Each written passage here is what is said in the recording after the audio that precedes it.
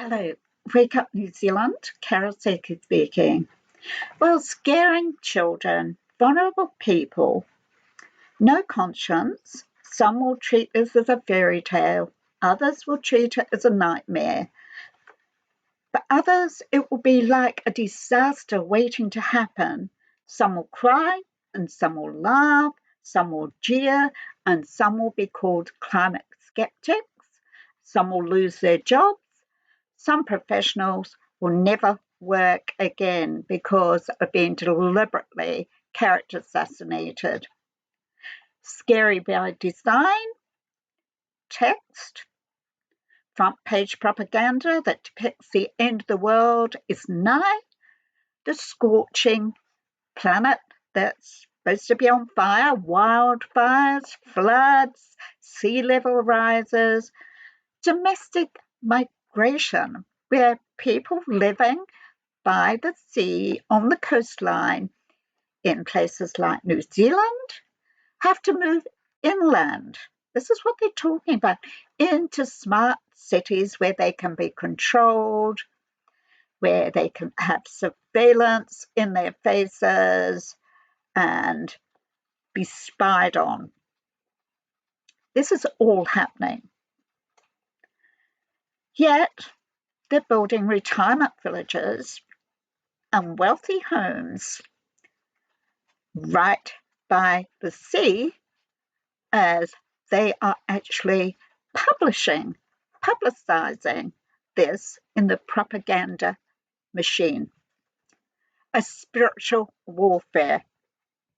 So they want to take away your cars, but those that are wealthy can have as many cars as they like, and they can fly wherever they like, they can do what they like. But you, unless you're that category, you cannot. You have to get rid of your cars and be one of those individuals amongst the million or so in a smart city.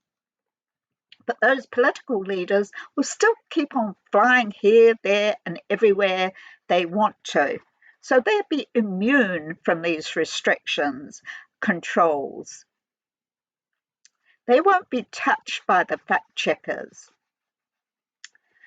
nor the disinformation, misinformation projects. They'll be immune from that. Chicken Little, help, help, help, help, the sky is falling in. Many believe that. And the government says, trust us. Trust those little algorithms that you cannot see. Ardern was the first in the world to bring in an algorithm charter in 2019. Now all government agencies have that. So you have trust the researchers, trust those that the government grant money to do that research, to reward government policy making, self-interest, corporations with self-interest, organizations with self-interest, the dark realm of politics. So political leaders that scare the hell out of kids. In England, a mental health disorder, climate anxiety, children having nightmares, anxious, depressed, because they believe Chicken Little, the sky is falling in. Kids in New Zealand and other places around the world, climate change for strikes as they scream out. This is what's happening with our children. They are being indoctrinated, manipulated, purposely so. So, trust the politicians? No. So national health, yes, nightmares, anxiety attacks, feeling depressed of scary image-driven victimization, texts in educational authorities dump on children in classrooms and that's what they do through Education 2030, UNESCO, World Health Organization, UN, WEF, Education 2030 worldwide. Ideology replacing biology. This is what's happening. Predictions become known as the truths. So dishonesty, misinformation projects funded by governments that allow politicians to be corrupt, the dark side of politics, dishonest. The UN Secretary General Guterres recently announcing global boiling. We have global boiling. We have been through the global crisis, climate crisis, the global emergency crisis of climate change, all enacted out in New Zealand and announced in New Zealand, global boiling. The global boiling are the populations that have been put into cool water, like the frogs were in the cool water, just gradually boiling, getting warmer and warmer and warmer until it's boiling. And when you're all hurt enough, then you will scream and want to do something about it because you want to jump out of that boiling water. I kid you not. So the robbing of taxpayers' money, ratepayers' money, consumers, both domestic and commercial, millions of dollars that are spent are robbed from taxpayers, ratepayers, consumers, domestic, commercial. There's no end to it. The ambulance chaser propaganda journalism. They do it with no conscience. They just want to capture the public's attention. Give a big picture on the front page of burning fires right across the planet. And what about a house that's half sunken into an ocean, drifting out into the ocean? To tell you, your insurance cover's going up. This is what happens. So, back to the 1980s ozone hole. Make it sound so dramatic when you hear that word ozone hole. Ozone hole? That's a metaphor for the thinning ozone layer. And now they'd say it's much larger than Canada. It's larger than it has been for the last 12 years. It's the largest ever. Oh, wait a minute, it's healing. They must say it's healing to prove that the UN international agreements are actually working. So you're going to hear so many sides of that story. It's bigger, it's larger than it's ever been, but now it's healing. So we're getting down to the UN Montreal Protocol, part of the Vienna Convention, 22nd of September 1988, the object of the Montreal Protocol of 1987. And they will say, well, it must be working. It was all about CFC, spray cans, solvents, air coolers, vehicle cooling systems, a whole raft of things that would be upsetting our atmosphere, would be depleting the ozone layer. All those substances they have named that will deplete the ozone layer. So the ozone hole was the metaphor for the thinning of the ozone layer. So this is more psychological warfare. The thinning of the ozone layer during the North and South poles. This happens in the South in the winter months, and the stratospheric ozone is created when UV radiation, that's the sun, that's the sunlight, hits oxygen molecules, which combine with other oxygen molecules to form ozone. No ozone layers are created in the North Winter Polar or South Winter Polar poles during the winter months. We don't have the sunlight. So, no sunlight, no ozone layers. We will have ozone layers, but they will be thinning and getting thinner. So this is all natural. The ozone layers are created in the summer months when there's sun, the tropical warm winds, air, the tropical warm air. However, ozone is naturally unstable, but they won't tell you that. They don't want you to know that. It's an unstable compound that has half the average life of approximately 2 to 3 months. In the warmer weather, ozone layers is half-life maybe only days because it's so unstable, this compound.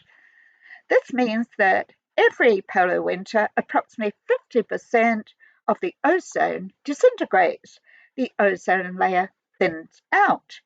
This is a natural event, not an event that the Montreal Protocol can control or any international protocol can control. And certainly humans can't control it. However, the US State Department, the House Congress in the 1980s hijacked, targeted the CFCs, the HCFCs as a criminal agent. And the ozone alarmists only look at recent history, don't go back to the longer term history. They forget that, where they don't talk about how the ozone layer waxes and wanes, shrinks, gets bigger, and this is a natural event. They don't tell the public that CFCs are 5 to 7 times more heavier than actual air. So if you put CFC into a balloon, you would see what happens. So with sufficient winds, some CFCs make it to higher altitudes until they sink again. And very, very small fractions of CFCs ever reach the stratosphere. So CFCs do not destroy the ozone layer because chlorine does. Stratospheric UV rays, that's the sunlight radiation, has to first break apart CFC molecules to release chlorine. The problem is that Mother Nature produces far more naturally occurring chlorine than humans or animals could ever. So there's more than 1,000 natural sources of chlorine in the world. Much of this comes from plants, insects, oceans, solar storms, and the biggest is from volcanic eruptions. Now, that's from studies at Harvard, France, Russia, Australia, and many scientific centres who were waving the red flag as to what is being put out there by the UN nation states, and those that have jumped on board, environmental activists. So during the CFC scare, originally, there was more than average amount of volcanoes erupting throughout the world at that time. Therefore, there was more chemicals, CFC, in the atmosphere. But nature will always do what nature does. So we go back 250 million years. There was a prolonged, for many years, Siberian super volcanic eruptions. These eruptions went on for years. They were super volcanic. Approximately 95% of the ozone layer disintegrated. This is long before the extinction of the dinosaurs. This was called the Great Dying. Approximately all life was just gone on this planet. There was hardly any life on the planet after this. Life had almost finished. There was no fossil fuels then, human-made CFCs, and back when it was even warmer than now, the Roman chariots didn't run on fossil fuels. Wake up, New Zealand. So, however, corporations, environmental organisations, foundations, environmental activists, vegan society, agribusiness, UN, WEF puppets, UN state governments, they have legitimised the global agenda, as have New Zealand. From the theory of Malthusism, Thomas Malthus, to the population bomb, depopulation, Rockefellers, from eugenics of socialist Margaret Sanger, to the Rockefellers, to International Planned Parenthood, affiliated to New Zealand family planning, all replacing biology with ideology. Depopulation, back to eugenics. From the Gates Foundation, that is that's one of the largest funder of UN agencies, to scaring, indoctrinating, manipulating young minds through UNESCO, the WHO, the WEF, and other UN agencies, and our government, Agenda 2030, Education 2030, universally throughout the world, in your child's classroom. Collaboration with wealthy, money-seeking, powerful, hungry corporations, asset managers like BlackRock. Corporate capture by Klaus Schwab, who founded the World Economic Forum, his baby, multi-stakeholder corporations, capitalism, to get rid of the free market economy, the freedom to choose. So multi-stakeholder capitalism, Schwab's 604-page, 210 documentation report, the global redesign, moving on, which is the Great Reset, the new normal, and your SDG Education 2030 that includes the climate change bullshit indoctrination. So if you haven't learned anything from history, then it's likely you're condemned to repeat it time and time again. So 1, Thomas Malthus, Population versus Natural Resources. The Club of Rome, 1968, Population Bomb.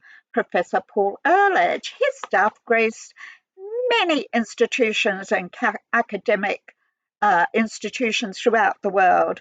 Thousands of copies of that book were sold, and the Club of Rome, with global leaders and businesses, actually lived that theory from that book. They propagated it. They promoted it. Rockefeller Foundation and population-related fields. Margaret Sanger, eugenics, a socialist activist, founder of the International Planned Parenthood Federation, whom collaborated with the Rockefeller Foundation of UN Population Division, global cooling, global warming, climate crisis, climate disaster, climate catastrophe, and we must activate all of this urgently, right now. That's what we got to. The ozone hole corruption, corporate capture, political collaboration, the dark side of politics, public-private partnerships, PPP, for people, planet, and heaps of profit.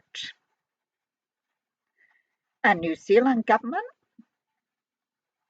they're not speaking out about it. The PPPs, the corporate capture, smart cities, environmental refugees, domestic migration, the worst fraud in human history, climate corruption, massive climate crime by simply corporations, large businesses, and their bookkeeping. No checks, no balances. Yeah, and New Zealand in 2016 was called, they had a reputation as being the worst climate cheats in the world. And who was leading this?